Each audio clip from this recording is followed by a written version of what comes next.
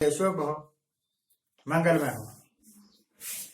मैं सोच रहा था कि क्या प्रधानमंत्री का काम सिर्फ और सिर्फ रैलियों को संबोधन करना होता है। पिछले काफी अरसे से मैं देख रहा हूं हिंदुस्तान के प्रधानमंत्री सुल्तान ए आजम कहना चाहिए, प्रधानमंत्री क्या होता है। देखिए, अकबर मुझे लगता है कि सबसे बड़ा बादशाह था, पर उसका भी पूरे हिंदुस्तान पर, आज का जो हिंदुस्तान है उसका कब्जा नहीं था। थोड़ा ये केरल पूर्ल तमिलनाडु वगैरह उसके अधिकार में नहीं, परंतु आज नरेंद्र मोदी के अधिकार में ये सब कुछ है। यह बात अलग है कि वो इलाका जो पाकिस्तान कहलाता है, पीओके कहलाता है, वो इनके अधिकार में नहीं है। खैर, पिछले काफी अरसे से नरेंद्र मोदी साहब को एक ही काम है, लंबे लंबे भाषण देना रैली, और बीजेपी वालों का काम है प्रधानमंत्री की रैलियों में ज्यादा से ज्यादा भीड़ इकट्ठी करना। हम तो समझते थे कि प्रधानमंत्री का काम होता है देश चलाना, देश के आगे आई हुई समस्याओं को हल करना, वो सारी प्रॉब्लम्स जैसे बेरोजगारी की समस्या, ग्रोथ की समस्या, नए नए कारखाने लगाना, विदेशों के साथ अच्छे संबंध कायम करना, देश को कोई खतरा ना हो आंतरिक या बाहर, इस सब का ख्याल रखना प्रधानमंत्री और उसके कैबिनेट का काम। परंतु इनमें से तो कोई काम कर नहीं रहे। एक दिन बंगाल में, एक दिन असम में, एक दिन गोवा में, अलग अलग जगहों पर आके भाषण दे रहे हैं। मुझे ये नहीं समझ आती कि जब ये पता है कि लोगों ने वोट डालना है और लोगों ने वोट डालना है अपनी मर्जी से मुताबिक, तो फिर इनके भाषणों का अर्थ क्या रह गया। और दूसरी बात, जो कुछ भी ये भाषणों में बोलते हैं, चाहे प्रधानमंत्री नरेंद्र मोदी बोले, चाहे ममता बनर्जी बोले, या कोई और दूसरा तीसरा, 99.9% तो ये झूठ ही होता है। और अब तो गली आम ऑर्डिनरी आदमी, बच्चे से लेकर बूढ़े तक, उनकी जुबान पर एक ही लफ्ज है कि हिंदुस्तान का प्रधानमंत्री झूठ बहुत बोलता है। अरे मूर्खो, हिंदुस्तान का प्रधानमंत्री नहीं, पूरे बीजेपी वाले ही झूठ बहुत बोलते हैं। कांग्रेस वालों को भी काम ना समझना, वो भी झूठे हैं। तो प्रधानमंत्री और उसके कैबिनेट का काम अगर सिर्फ इलेक्शन लड़ना ही है, इलेक्शनों में भाषण देना ही है, और होता क्या है, कई जगह बड़े बड़े लंबे भाषण देते हैं, बड़ी बड़ी अनाउंसमेंट्स करते हैं, अगर हमारा राज आ गया तो हम ये कर देंगे, वो कर देंगे। अव्वल तो ये उस स्टेट में जीतते ही नहीं, जैसे पंजाब में नहीं जीतते, जैसे राजस्थान में भी नहीं जीतते, कर्नाटक में भी नहीं जीतते थे, वो तो जोड़ तोड़ करके सरकार बना ली। मध्य प्रदेश में भी नहीं जीते थे, वहां भी जोड़ तोड़ कर खरीद के, दूसरी पार्टी को तोड़ कर खरीद लिया एमएलए, सरकार बना ली। आपका भाषण कितना कारगर है कि आप इलेक्शन हार जाते हैं। और यहां भी यही होगा, ये जो 5 स्टेट्स के इलेक्शन है वहां भी यही होगा, वहां भी ये हारेंगे। परंतु फिर क्या करेंगे, किसी दूसरी पार्टी के एमएलए खरीद लेंगे और सरकार बना लेंगे।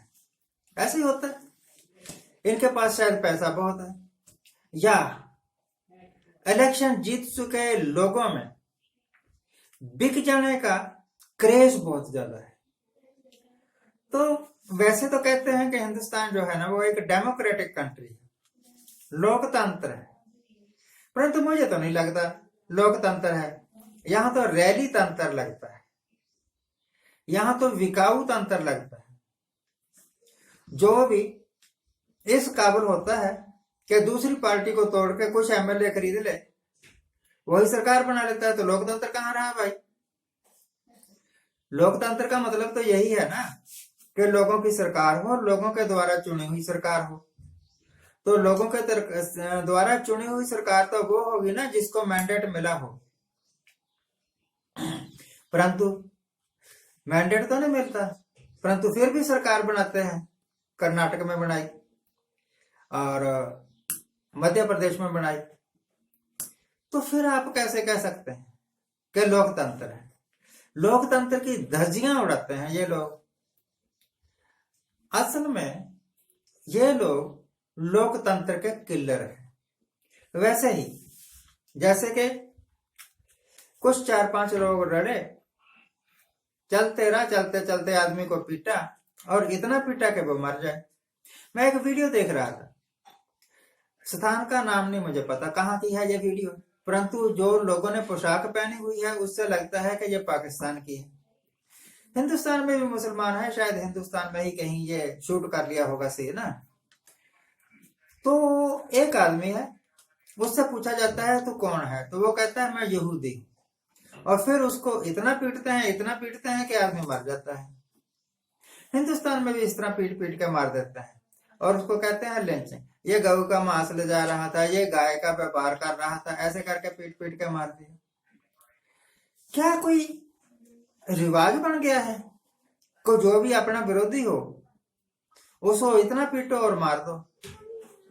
या फिर जैसे बीजेपी वाले समझ रहे हैं, प्रधानमंत्री साहब समझ रहे हैं कि ये जो किसान है ना वो उनके विरोधी है, इस करके बीजेपी वालों ने किसानों को आतंकवादी भी कह दिया, खालिस्तान भी कह दिया और पाकिस्तान का एजेंट भी कह दिया, देशद्रोही भी कह दिया, गद्दार भी कह दिया, अर्बन नक्सल भी कह दिया, पता नहीं क्या क्या नए नए लफ्ज गढ़ने में तो ये मार है। तो अगर अपने ही देश के लोग देशद्रोही हैं तो देश कहाँ है भाई? हिंदुस्तान के किसानों को देशद्रोही कहा तो देश कहाँ गया?